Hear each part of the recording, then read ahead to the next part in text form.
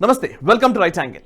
బాబ్రీ ఘటన అనంతర పరిణామాలు మజ్లిస్ పార్టీ ఎదుగుదలకు మార్గాన్ని సుగమం చేస్తే భవ్య రామమందిర నిర్మాణం భాగ్యనగరిలో ఓవైసీ సామ్రాజ్య పతనానికి పాదులు వేస్తుంది. ఈ పరిశీలన నా వ్యక్తిగతమైంది. ఈ అంచనాలో అతిశయం ధ్వనించవచ్చు, కానీ ఇది వాస్తవమై తీరుతుంది. చాలామంది పరిశీలకులు భావిస్తున్నట్లు హైదరాబాద్ లోక్సభ స్థానంలో మజ్లిస్ను ఓడించడం అసాధ్యమైన వ్యవహారమేమీ కాదు. సమీప గతాన్ని పరిశీలిస్తే అసాధ్యాలు సుసాధ్యమైన ఉదాహరణలు అనేకం కనిపిస్తాయి. మజ్లిస్ పార్టీ దినదిన ప్రవర్ధమానం కావడంలో ఆ పార్టీ ప్రయత్నం చాలా తక్కువ. హిందుత్వ రాజకీయాలు బలపడుతున్న క్రమంలో ముస్లిం ఓట్లు పోలరైజ్ కావడమే మజ్లిస్ బలపడేందుకు కారణమని చెప్పాలి. మరోవైపు హిందువుల ఓట్లు పార్టీల వారీగా చీలడం వల్ల కూడా మజ్లిస్ పార్టీ విజయ పరంపర కొనసాగుతూ వచ్చింది. 1984 నుంచి 4 దశాబ్దాలుగా హైదరాబాద్ లోక్సభ స్థానాన్ని మజ్లిస్ పార్టీ కైవసం చేసుకుంటూ వస్తోంది. 1984 తర్వాత ఎందుకు హైదరాబాద్ పార్లమెంట్ స్థానం మజ్లిస్ పార్టీ వశమైంది? మజ్లిస్ పార్టీ బలం పెరిగిందా, లేదా తెలుగుదేశం పార్టీ ఆవిర్భావంతో కాంగ్రెస్ టీడీపీ మధ్య హిందువుల ఓట్లు చీలి మజ్లిస్ పార్టీ గెలిచిందా? ఇలాంటి ప్రశ్నలు చాలా ఆసక్తిని కలిగించేవి. తెలంగాణ రాష్ట్రంలో మారుతున్న రాజకీయ సమీకరణలు, లోక్సభ ఎన్నికల్లో రామమందిర ప్రాణప్రతిష్ఠ అంశం ప్రధాన నేరేటివ్గా మారుతున్న నేపథ్యంలో హైదరాబాద్ లోక్సభ స్థానంలో మజ్లిస్ పార్టీని ఓడించవచ్చా? హైదరాబాద్ లోక్సభ పరిధిలో ముస్లిం జనాభా ఎక్కువగా ఉందా, లేక హిందువుల జనాభా ఎక్కువగా ఉందా? పెరుగుతున్న పట్టణీకరణ వల్ల హైదరాబాద్ జనాభా నిష్పత్తిలో మార్పు ఓటర్ల సంఖ్యపై ప్రభావం చూపిందా? డెమోగ్రఫిక్ చేంజ్ అనేది ఏ మేరకు జరిగింది? ఇలాంటి సందేహాలను నివృత్తి చేస్తూ హైదరాబాద్ లోక్సభ స్థానాన్ని కైవసం చేసుకునేందుకు కమలం పార్టీ ఎలాంటి వ్యూహాలను అనుసరించే అవకాశం ఉందో అంచనా వేసే ప్రయత్నం చేస్తాను. హైదరాబాద్ లోక్సభకు 1952 నుంచి 1980 వరకు జరిగిన అన్ని ఎన్నికల్లో కాంగ్రెస్ విజయం సాధించింది. తొలి తెలంగాణ ఉద్యమం ప్రభావం కారణంగా 1971లో మాత్రమే తెలంగాణ ప్రజాసమితి అభ్యర్థిగా జిఎస్ మెల్కోటే గెలిచారు. 1984లో తొలిసారి స్వతంత్ర అభ్యర్థిగా బరిలో దిగిన సుల్తాన్ సలావుద్దీన్ ఓవైసీ తెలుగుదేశం అభ్యర్థి కె ప్రభాకర్ రెడ్డిపై కేవలం 3481 ఓట్ల మెజారిటీతో గట్టెక్కారు. ఈ ఎన్నికల్లో టీడీపీకి 2,18,706 ఓట్లు వస్తే స్వతంత్ర అభ్యర్థిగా పోటీ చేసిన సలావుద్దీన్ ఓవైసీకి 2,22,187 ఓట్లు వచ్చాయి. తొలిసారి పార్లమెంట్ బరిలోకి దిగిన తెలుగుదేశం పార్టీ ఓవైసీని ఓడించేంత పనిచేసింది. అయితే కాంగ్రెస్ తరపున పోటీ చేసిన వి హనుమంతరావుకు 1,30,272 ఓట్లు వచ్చాయి. అంటే హిందువుల ఓట్లు కాంగ్రెస్ టీడీపీ మధ్య చీలడం వల్ల సలావుద్దీన్ ఓవైసీ గెలిచేందుకు వీలు కలిగింది. అంతేకాదు ఎం యాదయ్య, రాజారాం శాస్త్రి, శేషాచారి, నరోత్తమ్ లాల్ గుప్తా లాంటి స్వతంత్ర అభ్యర్థులు సుమారు 10,000 ఓట్లు చీల్చారు. వీరికి పోలైన ఓట్లన్నీ కూడా హిందువుల ఓట్లే కావడంతో తొలి ప్రయత్నంలోనే మజ్లిస్ పార్టీ లోక్సభలో జెండా ఎగరవేసింది. మరో కీలక అంశం ఏంటంటే 1984లో జరిగిన మత కల్లోలాల నేపథ్యంలో ఈ ఎన్నికలు జరిగాయి. అల్లర్ల తాలూకు ప్రభావం కూడా ఈ ఎన్నికలపై ఉందనేది నిర్వివాదాంశం. ఇక 1989లో కూడా సుమారుగా ఇలాంటి పరిస్థితి కారణంగానే మజ్లిస్ రెండోసారి లోక్సభలో అడుగుపెట్టింది. ఈ ఎన్నికల్లో సలావుద్దీన్ ఓవైసీకి 4,03,625 ఓట్లు వచ్చాయి. టీడీపీ అభ్యర్థి తీగల కృష్ణారెడ్డికి 2,70,547 ఓట్లు వచ్చాయి. ఎంఐఎం అభ్యర్థికి 44.3% ఓట్లు వస్తే టీడీపీ అభ్యర్థికి 29.7% ఓట్లు వచ్చాయి. ఇక కాంగ్రెస్ అభ్యర్థి లక్ష్మణ్ రెడ్డికి 1,90,132 ఓట్లు అంటే 20.9% ఓట్లు వచ్చాయి. అంటే కాంగ్రెస్ టీడీపీలకు కలిపి 50% ఓట్లు వస్తే సలావుద్దీన్ ఓవైసీకి 44.3% ఓట్లు వచ్చాయి. ఈ ఎన్నికల్లో సైతం సుమారు 8 మంది స్వతంత్ర హిందూ అభ్యర్థులు బరిలో దిగి దాదాపు 10,000కు పైచిలుకు ఓట్లను కొల్లగొట్టారు. 1984లో జరిగిన ఎన్నికల్లో కేవలం 3,500 మెజారిటీతో గట్టెక్కిన మజ్లిస్ అభ్యర్థి 1989 లోక్సభ ఎన్నికలు వచ్చేసరికి సుమారు 1,33,000 మెజారిటీ సాధించి సవాల్ విసిరారు. హైదరాబాద్ లోక్సభకు 1991లో జరిగిన ఎన్నిక మాత్రం ఉమ్మడి ఆంధ్రప్రదేశ్ రాజకీయ చరిత్రలోనే విభిన్నమైందిగా చెప్పొచ్చు. అంతేకాదు దేశ చరిత్రలో రెండోసారి 2 ఏళ్లకే ప్రభుత్వం కూలిపోయిన నేపథ్యంలో జరిగిన ఎన్నికలవి. 1989లో విపి సింగ్ నేతృత్వంలో ఏర్పడిన కూటమి ప్రభుత్వం 1991లో నిలువునా కూలిపోయింది. 1952లో జరిగిన సాధారణ ఎన్నికల తర్వాత అత్యధిక సంఖ్యలో 26 మంది అభ్యర్థులు హైదరాబాద్ లోక్సభ బరిలో నిలిచారు. 1990లో హైదరాబాద్లో రెండోసారి మత కల్లోలాలు జరిగాయి. డిసెంబర్లో జరిగిన ఈ అల్లర్లలో సుమారు 300 మంది మరణించి ఉంటారనేది ఒక అంచనా. ఈ అల్లర్లు సద్దుమణగక ముందే 1991 వేసవిలో లోక్సభకు ఎన్నికలు జరిగాయి. 1991 నాటికి భాగ్యనగరంలో బీజేపీ బలపడింది.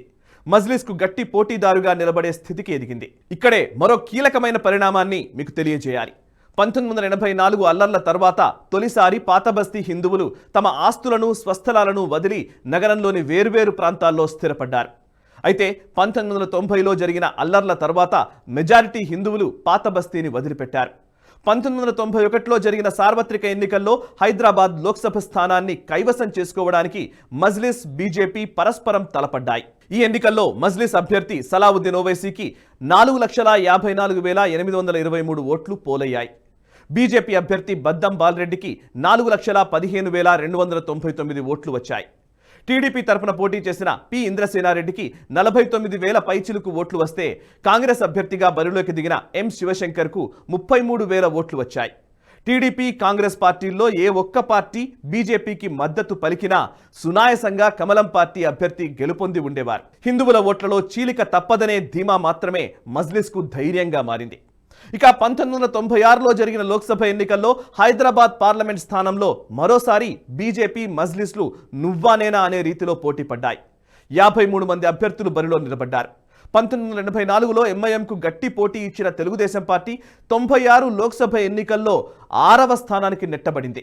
లక్ష్మీ పార్వతి తెలుగుదేశం పార్టీ 5వ స్థానంలో నిలిచింది. మజ్లిస్, ఎంబీటీ, కాంగ్రెస్, బీజేపీల మధ్య ప్రధాన పోటీ నెలకొంది.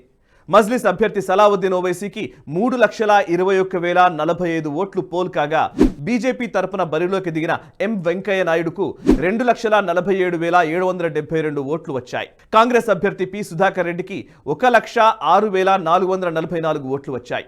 ఎంబీటీ అభ్యర్థి అమానుల్లా ఖాన్కు 77,000 ఓట్లు పోలయ్యాయి. ఈ ఎన్నికల్లో మజ్లిస్కు సాలిడ్గా పడే ఓట్లను ఎంబీటీ కాస్త చీల్చగలిగింది. అయితే తెలుగుదేశంలో వచ్చిన చీలిక కారణంగా ఏర్పడిన లక్ష్మీ పార్వతి తెలుగుదేశం పార్టీ మరో పోటీదారుగా చేరడంతో కాంగ్రెస్, టీడీపీ, లక్ష్మీ పార్వతి టీడీపీ ఈ 3 పార్టీల మధ్య ఓట్లు చీలాయి. ఈ ఎన్నికల్లో మజ్లిస్ సాధించిన మెజారిటీ 73,273 ఓట్లు మాత్రమే. ఎంబీటీ 77,000 ముస్లిం ఓట్లను చీల్చితే టీడీపీ, టీడీపీఎల్పీ, కాంగ్రెస్లు కలిపి 2,29,000 హిందువుల ఓట్లను చీల్చాయి. ఈ 3 పార్టీలకు 1996 ఎన్నికల్లో ముస్లిం ఓట్లు పడనట్లే లెక్క. ఒకవేళ పడినా అవి నామమాత్రమే అని చెప్పాలి. అందుకు ప్రధాన కారణం ముస్లిం ఓట్లు ఎంఐఎం, ఎంబీటీ పార్టీల మధ్య చీలిపోయాయి. 1984, 1996 మధ్యకాలంలో జరిగిన 4 లోక్సభ ఎన్నికల్లో కేవలం 2 ఎన్నికల్లో మజ్లిస్ పార్టీకి బీజేపీ గట్టి పోటీనిచ్చింది. మరీ ముఖ్యంగా 1991లో జరిగిన లోక్సభ ఎన్నికల్లో ఓవైసీని దాదాపు ఓడించినంత పనిచేసింది. 1998లో జరిగిన ఎన్నికల్లోనూ బీజేపీ మజ్లిస్ పార్టీకి గట్టి పోటీనిచ్చింది.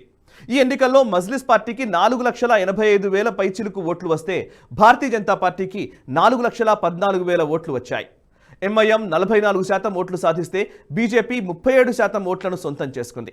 యథావిధిగా కాంగ్రెస్, టీడీపీలు హిందువుల ఓట్లను చీల్చాయి. ఈ ఎన్నికల్లో బీఎస్పీ సుమారు 10,000 దళిత బహుజనుల ఓట్లను చీల్చింది. 1999 పార్లమెంట్ ఎన్నికల్లో సైతం మజ్లిస్ అభ్యర్థి సలావుద్దీన్ ఓవైసీకి బీజేపీ గట్టి పోటీనిచ్చింది. ఆ తర్వాత కాలం నుంచి క్రమంగా బలహీనపడుతూ వచ్చింది. 1999 లోక్సభ ఎన్నికల్లో మజ్లిస్ పార్టీకి 4,48,000 ఓట్లు వస్తే బీజేపీ అభ్యర్థి బద్దం బాలరెడ్డికి 3,87,000 ఓట్లు వచ్చాయి. ఆ ఎన్నికల్లో కాంగ్రెస్ సుమారు 2 లక్షలకు పైగా ఓట్లను చీల్చింది. 2004, 2009 ఎన్నికల్లో బీజేపీ ప్రధాన పోటీదారుగా ఉన్నప్పటికీ మజ్లిస్ను భయపెట్టే స్థితి నుంచి సమీప అభ్యర్థి అనే స్థితికి చేరింది. మళ్లీ 2014లో దేశవ్యాప్తంగా కాంగ్రెస్ వ్యతిరేకత, బీజేపీ అనుకూల వాతావరణం ఏర్పడిన నేపథ్యంలో జరిగిన ఎన్నికలు కావడం వల్ల బీజేపీ 3,11,000 ఓట్లను సాధించగలిగింది. మజ్లిస్ పార్టీ 5,13,000 ఓట్లు కైవసం చేసుకుంది. హైదరాబాద్ లోక్సభ ఎన్నికల చరిత్రలో మునుపెన్నడూ లేని రీతిలో సుమారు 2 లక్షల ఓట్ల మెజారిటీని మజ్లిస్ పార్టీ సాధించింది. 2019 ఎన్నికల్లో బీజేపీ మరోసారి బలహీనపడింది. ఈ ఎన్నికల్లో మజ్లిస్ పార్టీ దాదాపు 3 లక్షల మెజారిటీ ఓట్లతో విజయం సాధించింది. 2014, 2019 ఎన్నికల్లో టీడీపీ స్థానాన్ని ఓట్లు చీల్చడంలో టీఆర్ఎస్ ఆక్రమించింది. తెలంగాణ ఆవిర్భావం కారణంగా టీడీపీ అంతర్ధానమైపోవడంతో ఓట్లు చీల్చే పనిని టీఆర్ఎస్ విజయవంతంగా నిర్వహించింది. మొత్తంగా హైదరాబాద్ లోక్సభకు జరిగిన ఎన్నికలను నిశితంగా పరిశీలిస్తే ఒక దశలో మజ్లిస్ను ఓడించే స్థాయికి ఎదిగిన టీడీపీ ఆ తర్వాత బలహీనపడుతూ వచ్చింది. కాంగ్రెస్ క్రమంగా తన ప్రాభవాన్ని కోల్పోయింది.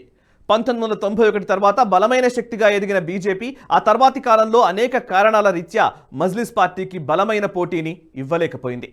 1984 నుంచి 2019 వరకు మజ్లిస్ పార్టీ స్థిరమైన పోటీదారుగా నిలబడింది. ఈ కన్సిస్టెన్సీ మాత్రమే మజ్లిస్ను నిలబెట్టింది. 1984 కంటే ముందు ప్రాబల్యాన్ని చాటిన కాంగ్రెస్ క్రమంగా తన ప్రాభవాన్ని కోల్పోతూ వచ్చింది. ఆ తర్వాత వచ్చిన ప్రాంతీయ పార్టీ తెలుగుదేశం కూడా స్థిరమైన పోటీదారుగా నిలబడలేకపోయింది. 1991 తర్వాత బలమైన జాతీయ శక్తిగా ముందుకు వచ్చిన బీజేపీ సైతం హైదరాబాద్ లోక్సభ పరిధిలో తన సత్తా చాటలేక చతికిలబడింది. కేవలం ఈ కారణాల రీత్యా మాత్రమే మజ్లిస్ పార్టీ వరుస విజయాలను నమోదు చేసింది.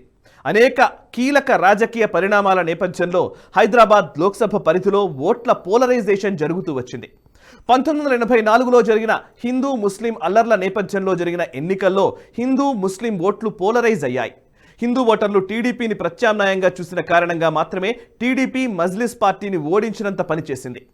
అటు 1990 డిసెంబర్ 6న తొలిసారి బాబ్రీ ఘటన జరిగిన తర్వాత మరోసారి భాగ్యనగరాన్ని మత కల్లోలాలు కుదిపేశాయి. అల్లర్ల నేపథ్యంలో జరిగిన 1991 సార్వత్రిక ఎన్నికల్లో బీజేపీ మజ్లిస్ పార్టీతో ఢీ అంటే ఢీ అనే స్థితికి ఎదిగింది. రాబోయే లోక్సభ ఎన్నికల్లో అయోధ్య రామ మందిర ప్రాణ ప్రతిష్ఠ అంశం ప్రధాన ఎజెండాగా మార్చుకొని తెలంగాణ బరిలోకి దిగితే హైదరాబాద్ పార్లమెంట్ స్థానాన్ని కైవసం చేసుకోవడం సులభమే. అంతేకాదు ఈ ఎన్నికల్లో బీఆర్ఎస్ ఓటు బ్యాంకు శాంతం బీజేపీ వైపు మళ్లే అవకాశం కనిపిస్తోంది. అంతేకాదు ఎంబీటీని ప్రోత్సహించి అది బలపడితే ముస్లిం ఓట్లలో చీలిక తీసుకురావచ్చు. ఇటీవల జరిగిన తెలంగాణ అసెంబ్లీ ఎన్నికల్లో యాకుత్పురా స్థానంలో ఎంబీటీ బలమైన పోటీదారుగా నిలిచింది. రాష్ట్రంలో కాంగ్రెస్ అధికారంలో ఉన్నప్పటికీ రామమందిర అంశం తెరపైకి వస్తుంది కాబట్టి ప్రధాన పోటీ బీజేపీ మజ్లిస్ పార్టీల మధ్య ఉండే అవకాశం ఉంటుంది. కాబట్టి మజ్లిస్ పార్టీ అభ్యర్థి అసదుద్దీన్ ఓవైసీని ఓడించడం కష్టమేమీ కాదు. అసెంబ్లీ ఎన్నికల్లో కామారెడ్డి సెగ్మెంట్లో కేసీఆర్ను ఓడించి ఎలాంటి చారిత్రక విజయాన్ని నమోదు చేసిందో హైదరాబాద్ లోక్సభ పరిధిలో అసదుద్దీన్ ఓవైసీని ఓడించి అలాంటి గెలుపు సాధించడం వల్ల రాజకీయ బల ప్రదర్శనలో ముందు వరుసలో నిలబడవచ్చు. అయితే భారతీయ జనతా పార్టీ తమ వ్యూహాలకు పదును పెట్టి హైదరాబాద్లో మజ్లిస్ జెండాను తీసి కాషాయ ధ్వజాన్ని ఎగరవేస్తుందా? Let's wait and see. ఈ వీడియో నచ్చితే లైక్ చేయండి, 10 మందికి షేర్ చేయండి. మీ కమెంట్స్ ద్వారా మీ అభిప్రాయాలు మాతో పంచుకోండి. మనసా వాచా కర్మణ దేశహితం కోసం పరితపించే నేషనలిస్ట్ గ్రూప్ ఆఫ్ ఛానల్స్ని సబ్స్క్రైబ్ చేసుకొని జాతీయవాద జర్నలిజాన్ని ప్రోత్సహించండి. Thank you very much.